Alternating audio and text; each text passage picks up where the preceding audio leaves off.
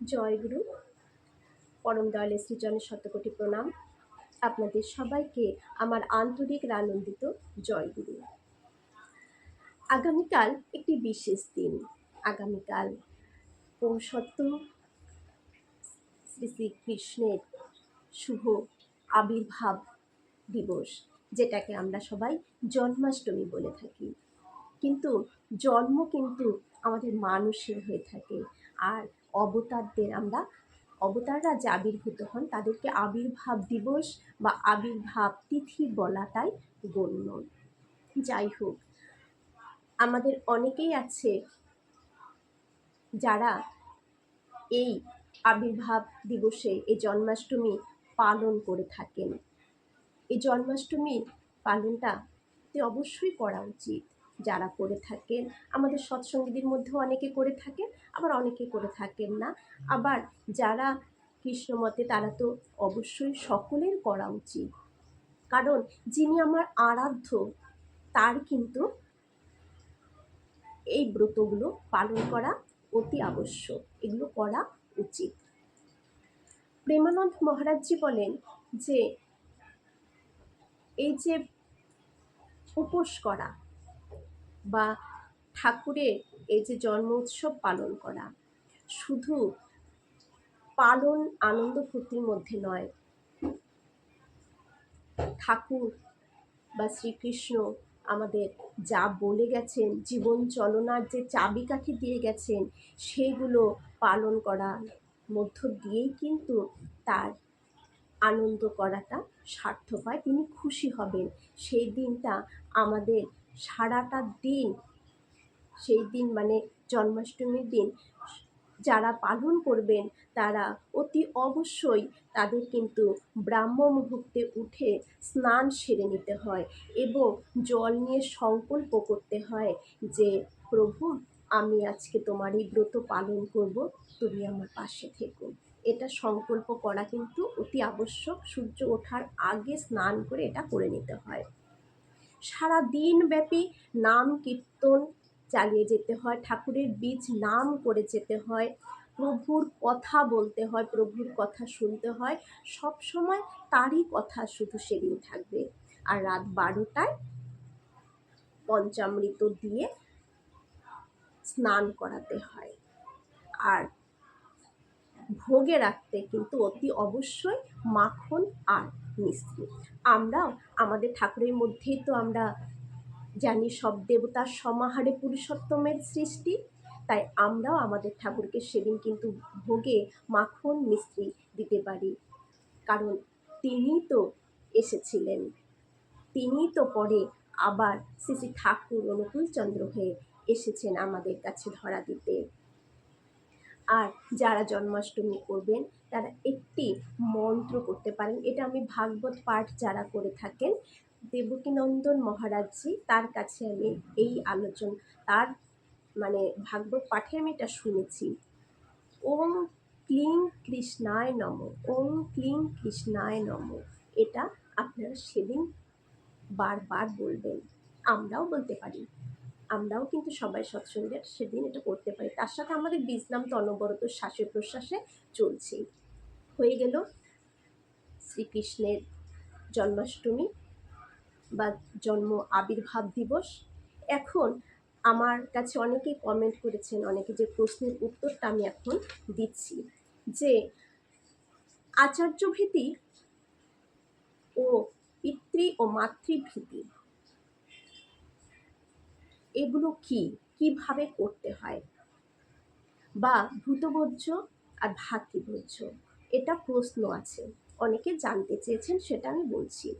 আচার্য ভীতি আমরা ইষ্টভীতি করব, তারপর স্বস্তিনীটা করব, তারপর স্বস্তিনীটা হয়ে মন্ত্রটা আমাদের হয়ে গেলে আমরা এই আচার্য ভীতি করব। এই আচার্য ভীতির মন্ত্রটা আপনারা এই উপাসনা গ্রন্থে কিন্তু পেয়ে যাবেন। দেখবেন আচার্য প্রণাম মন্ত্র রয়েছে, সে আচার্য প্রণাম মন্ত্রটা কিন্তু আচার্য ভীতির মন্ত্র, যে ব্রহ্ম মার্গং প্রদর্শকং প্রেম ভক্তি বিনায়কম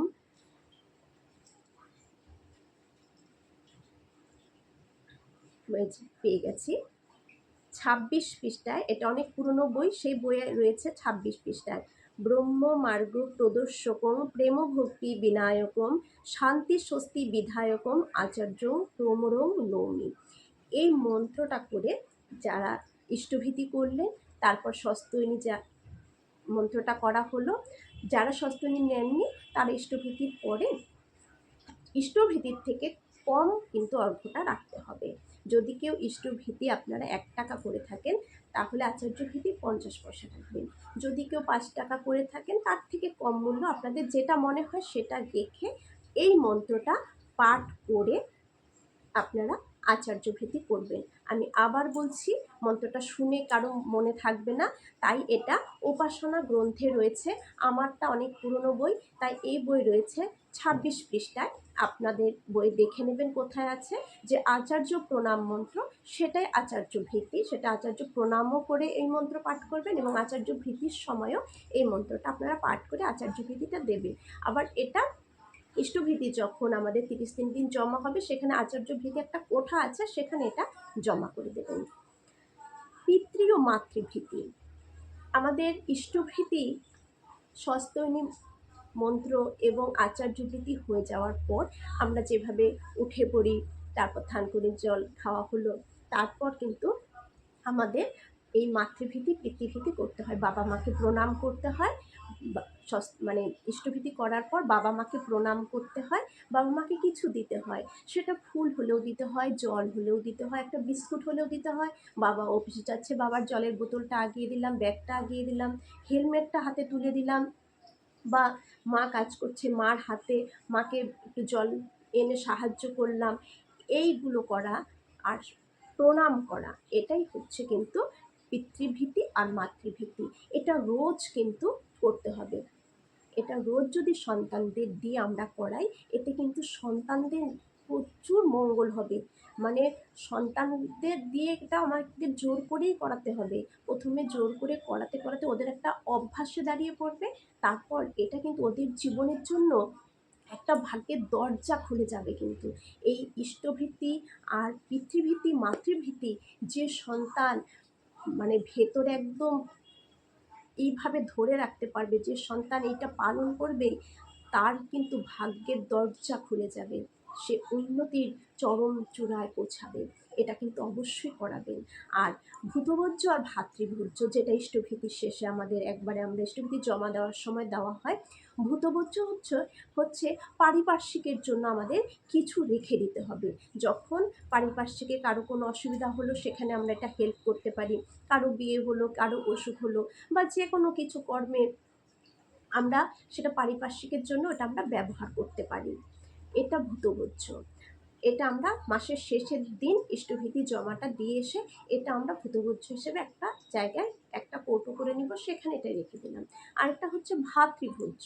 ভাতৃভোজ্য মানে আপনি যে ইষ্টভীতিটা জমা দিচ্ছেন, দেওয়ার পরে যে কোনো দুটো গুরু ভাইকে আপনি চা খাওয়ালেও হবে, দুটো বিস্কুটের প্যাকেট খাওয়ালেন, বা ডেকে নিয়ে একটু চা বিস্কুট খাইয়ে দিলেন, বা যেখানে জমা দিচ্ছেন সেখানে বিস্কুটের প্যাকেট হোক, বা একটু মিষ্টি, বা একটু ফল, যেটা মন চায়, বা 5 টাকাই হোক, দুজন গুরু ভাইকে আমাদের দিতে হবে ইষ্টভীতি দেওয়ার পর। এটা হচ্ছে ভাতৃভোজ্য। ঠাকুর বলেছেন, ভূতভোজ্য আর ভাতৃভোজ্য ইষ্টভীতি দেওয়ার সময় যদি এই দুটো না দেওয়া হয়, তাহলে ইষ্টভীতিটা কমপ্লিট হয় না। ইষ্টভীতিটা কিন্তু ফুলফিল হয় না, পরিপূর্ণ হয় না, এটা ফাঁক রেখে যায়। তাই ইষ্টভীতিকে কমপ্লিট করার জন্য আমাদের কিন্তু ভূতভোজ্য ভাতৃভোজ্য অবশ্যই করণীয়, অবশ্যই এটা করতেই হবে। এটা কিন্তু আপনারা করবেন, নইলে কিন্তু ইষ্টভীতিটা পরিপূর্ণ হয় না। এই হয়ে গেল আচার্যভীতি, পিতৃভীতি, মাতৃভীতি, ভাতৃভোজ্য, ভূতভোজ্য। আশা করি সবাই বুঝতে পেরেছেন। আরও যদি কিছু প্রশ্ন থাকে, আরও কিছু জানার ইচ্ছে থাকে, অবশ্যই কমেন্টে আমাকে জানাবেন।